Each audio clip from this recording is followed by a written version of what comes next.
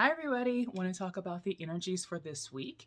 And this week, you might be feeling a call to go inward and have what I call a self reckoning moment, a moment of truth, where now you recognize that the truth of you today is much different than the truth of you 2 years ago, or 20 years ago, or maybe even for your entire life.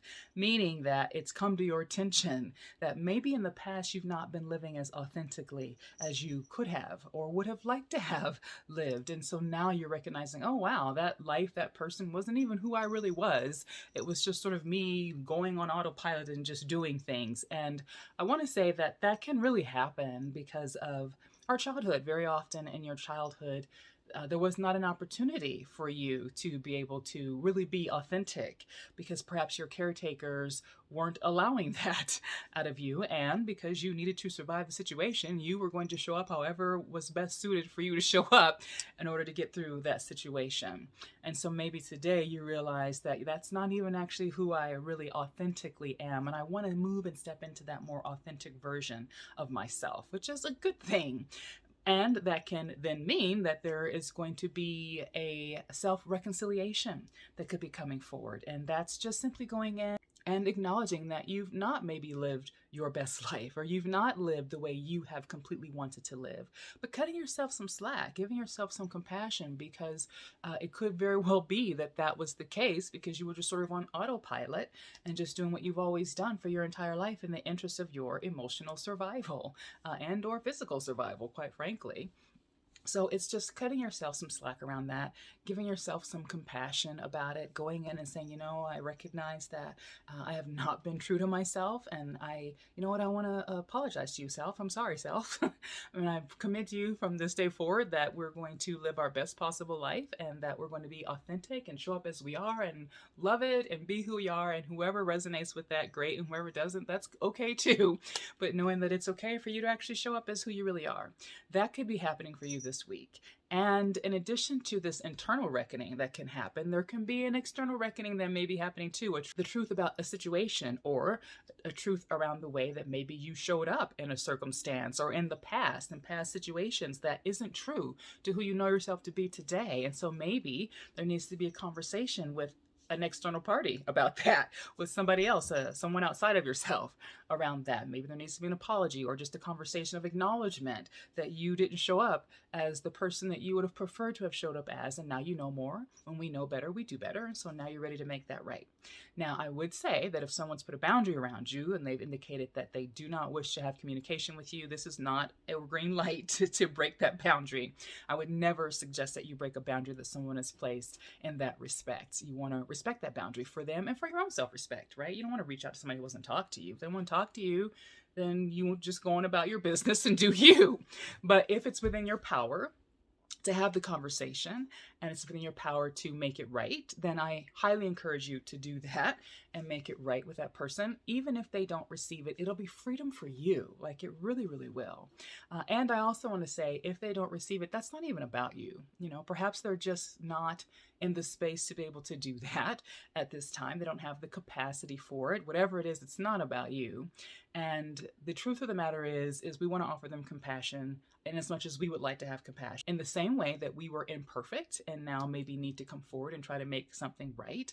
If they're not able to receive it, all that means is they're in their imperfection too. And so it's just, in my experience, best to offer compassion in as much as we're able to do so. Now, if you are on the receiving end of someone coming to you to try to make something right, I also recommend compassion towards that person because it may have been very challenging for them to let go of some of their ego to be able to come forward and have the conversation with you. So in as much as it's possible for you to do so, this does not excuse whatever it is that they did that's causing them to have to come forward and own up to it. It just means that they're human, just like I'm human. And so I'm going to do my best to offer some compassion in the situation.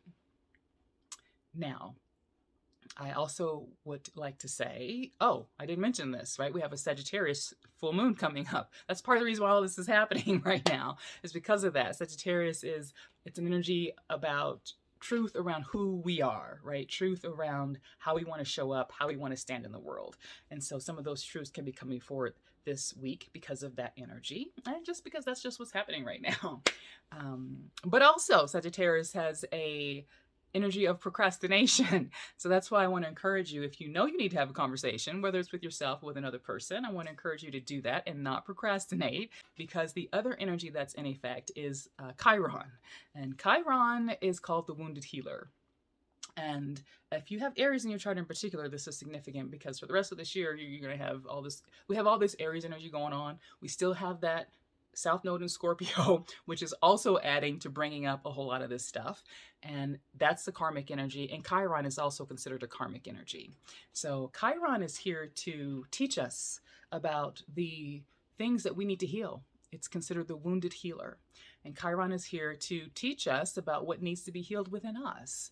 And a lot of times it comes down to a core wound that we are carrying. And sometimes if we are reluctant or resistant to have a conversation that we know we need to have, often comes down to a core wound that we're carrying. And so Chiron, yay, is showing up in all of its karmic self to help us to be able to address some of those core wounds. And I want to say, I look at karma a little bit differently than some people. I like to call it divine discipline.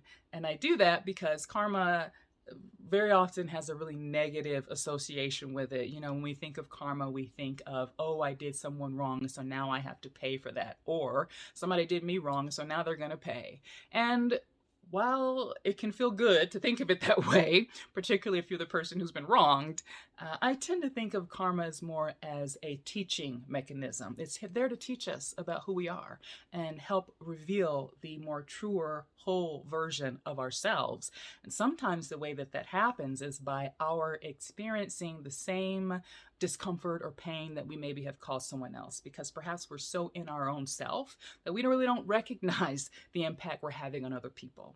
And so I feel like if it's a karmic situation, it's just so that we can begin to open our eyes up to perhaps something we've been unaware of about ourselves and about our impact on those around us. And so that kind of situation can help us to go, oh my goodness, that was very painful. That really hurt. Wow, I actually caused someone potentially this level of pain. I don't want to do that. So now I want to make that right. And so there can be that coming forward. Maybe it already has, and maybe now you realize you need to make that right, and this would be a good time to do that. But if it hasn't, then it could happen in the next coming months or weeks, or this week it could actually happen. But definitely sometime this year, potentially, if you know that there's some things that you need to face and you're just resistant to them. So I don't look at karma as a bad thing per se, even though it can feel really uncomfortable and it's not necessarily fun.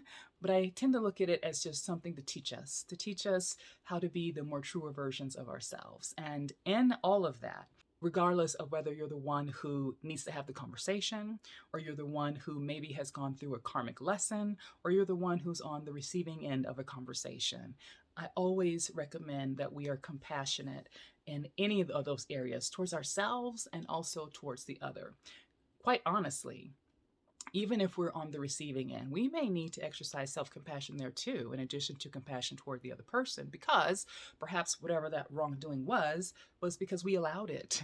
And so now maybe we need to exercise some compassion towards ourselves, and that will afford us more capacity to be compassionate with other people, including this person who may be coming forward to you. So I always think that compassion is an integral part of healing and is actually necessary. Well, maybe it's not necessary, but it certainly helps to be compassionate towards yourself and others as you're going through the healing process. So those are some of the things that can be happening, either a reckoning of ourselves, a reckoning with others, self-reconciliation, reconciliation with others. And by the way, I just want to say this, that reconciliation doesn't necessarily mean a binding. It doesn't mean that you're going to go back to having the same level of relationship maybe that you had with somebody previously. It just means a balancing. A reconciliation is a balancing of things. And so if things are out of balance with you and another person, there's great energy this week for you to bring those things back into balance. And whether you are the one offering that reconciliation or the one receiving it, understand that you can do that and still hold boundaries for yourself and still protect yourself in the process, and not necessarily have to reestablish a relationship or a physical interaction with another person beyond the reconciliation. That is the beautiful thing about reconciliation and love even. It's a beautiful thing that you can actually have a divine universal love for someone, and they don't have to be in your life physically for you to do that, because energetically people are with us all the time. They're here with us all the time. We're all united, we're all one. And so you can actually have a universal divine kind of love. Obviously, not a romantic love. Romantic love requires that you be interchanging with another person. All the other kinds of love, familial love, also requires that. Friendship love requires that we be able to act towards one another in love. But universal love doesn't actually require that, because it's much greater than what's going on physically with us, is how that works. And so just understand that if that's the case with you, you can still hold boundaries and have love in your heart for people. You can still hold boundaries and have a reconciliation with somebody. You can do all of that, and that is the beauty of it all.